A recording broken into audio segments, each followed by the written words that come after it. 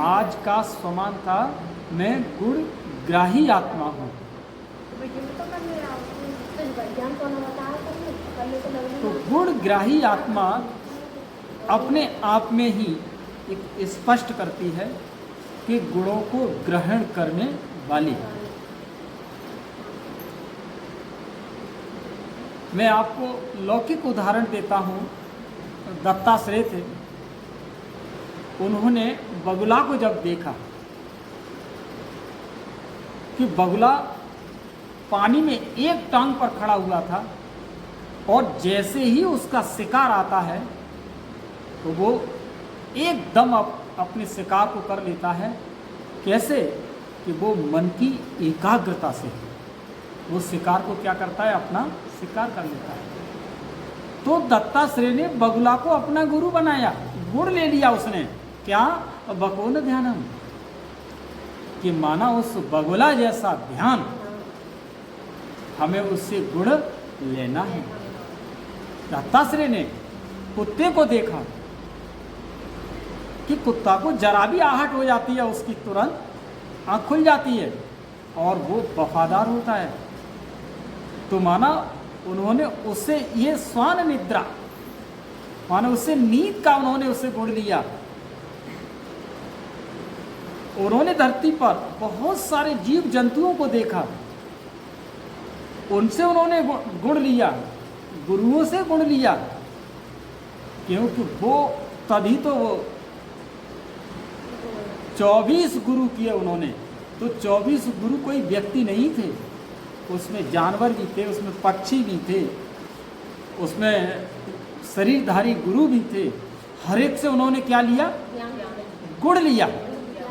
हर एक से गुण लिया उन्होंने और गुण ले करके आज वो गुणी बने और अरावली की पर्वत श्रृंखला में पर्वतों पर आज उनका क्या बना हुआ है? मंदिर बना है। लोग सैकड़ों नहीं हजारों लोग उस मंदिर के भी दर्शन करने जाते हैं। और आप कौन हो? आप तो भगवान की डायरेक्ट रचना हो। तो आपको तो कौन से गुण कैसे लेने हैं? वो भी गुण लेने हैं आपको। अभी अचानक लाइट चली जाए तो क्या आप उनको गाली देंगे? हमें गुण लेना है वहाँ। क्या क्या सीखना है वहाँ कि ऐसे टाइम पर अगर लाइट चली गई, क्या भविष्य में कभी ऐसा समय आ भी सकता है ना? तब आपको कैसे जीना पड़ेगा? जीना पड़ेगा ना। तो हमें कभी गाली नहीं देना कि सब बिजली वालों को गाली दे डाली कि लाइट चली गई, हमारी नींद उड़ गई, एक प्रॉब्लम खड़ी हो गई। तो हमें उस समय से ये गुण लेना है कि ये समय हमारे जीवन में कभी भी आ सकता है। आपके जीवन में परिस्थितियां आती हैं तो वो परिस्थिति हमें कुछ सिखा जाती हैं, अनुभवी बनाती हैं, तो वो हमें उनसे गुण मिलता है। हमें अपने से बड़ों से क्या लेना है? उनसे गुण लेना है। अगर हमने अपने बड़ों के अंदर कोई कमी देखी तो हमें उसकी कमी का व्याख्यान नहीं करना कि आपकी कोई सेंटर्स में बड़ी दीदी थोड़ी बहुत अगर लेट उठती है तो हम भी लेट उठें, ये नहीं है आपका। उसकी अपनी कोई प्रॉब्लम है, हमने उसका अवगुण को तो ले लिया लेकिन हमने उसके गुणों पर ध्यान नहीं। हमें फूलों से भी गुण लेना है। फूल क्या करते हैं? सदैव मुस्कुराते रहते हैं। हमें जीव जंतुओं के साथ साथ अपने ईश्वरीय परिवार से भी गुण लेना है।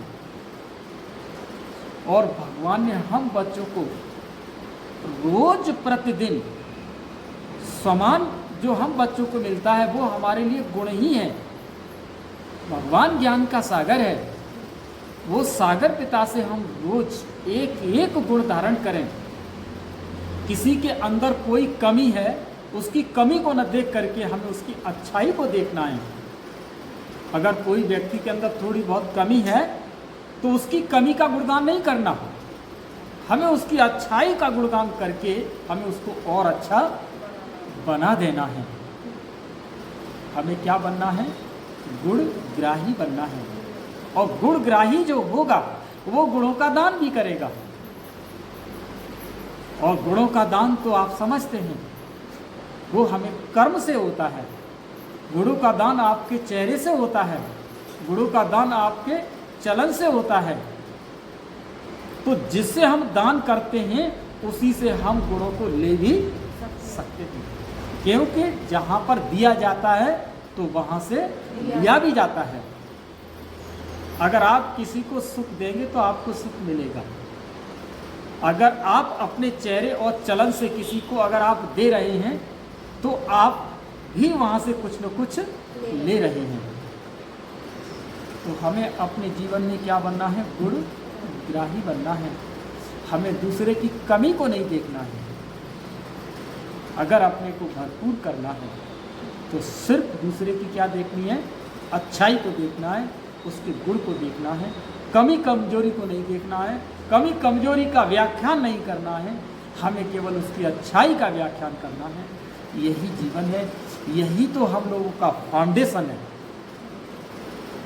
यही हम लोगों के ज्ञान का फाउंडेशन है, यही हमारा पिलर है।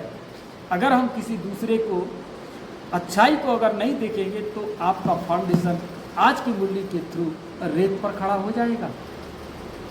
कभी न कभी और कहीं न कहीं ये आपका ये आत्मबल टूट जाएगा। आपके ज्ञान की बिल्डिंग से आप अपने आप को गिर जाओगे और जीवन को नष्ट कर लोगे। अच्छा, ओ शांति।